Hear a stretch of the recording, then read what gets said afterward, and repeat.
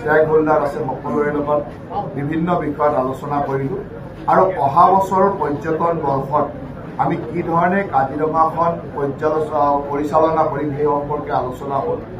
ইয়াত আমি নতুনকৈ কেইটামান সিদ্ধান্ত লৈছোঁ।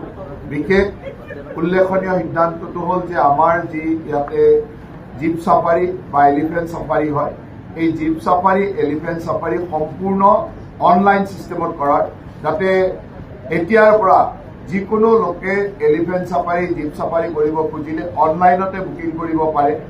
অনলাইনতে পেমেণ্ট কৰি আগতীয়াকৈ নিশ্চিত হৈ আহিব পাৰে যে তেওঁ কোনদিনা কোনটো সময়ত তেওঁ জীপ চাফাৰী কৰিব পাৰিব, এলিফেণ্ট চাফাৰী কৰিব পাৰিব। নহ'লে অনিশ্চয়তাত বহুত পৰ্যটক আহিব লগা হয় আৰু ইয়াতে আহি কেতিয়াবা অসুবিধাৰ সন্মুখীন হয়। এতিয়া প্ৰত্যেক পৰ্যটকে সুন্দৰভাৱে নিজৰ ঘৰতে বহি অনলাইনতে এই বুকিংসমূহ কৰিব পাৰিব।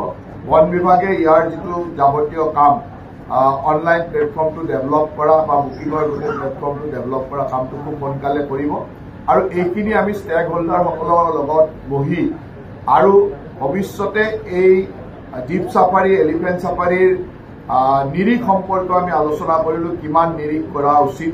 কাৰণ আজি প্ৰায় 10 বছৰ ধৰি 10 বছৰতকৈ বেছি হ'ল, প্ৰায় 11-12 বছৰ ইয়াত নিৰীখৰ কোনো পৰিৱৰ্তন হোৱা নাছিল।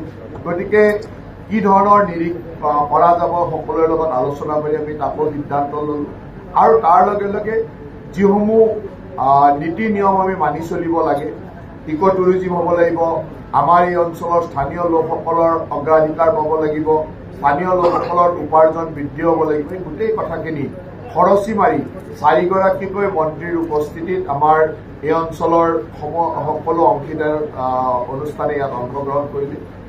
টুৰিজিমৰ অল ষ্টেক হোল্ডাৰ বা আমাৰ ফৰেষ্ট ডিপাৰ্টমেণ্টৰ অল ষ্টেক হোল্ডাৰ ইয়াত আছিলে, তেখেতসকলে নিজৰ অভিমতবিলাক দিলে আৰু আমি সেই কথাখিনিৰ ওপৰত ভিত্তি কৰি বহুখিনি সিদ্ধান্ত ল'লোঁ। মই ভাবোঁ যে আগন্তুক পৰ্যটন বৰ্ষ কাজিৰঙাৰ কাৰণে অত্যন্ত শুভ হ'ব, ভাল হ'ব আৰু সকলোৱে মিলি আমি সুন্দৰভাৱে কাম কৰিম।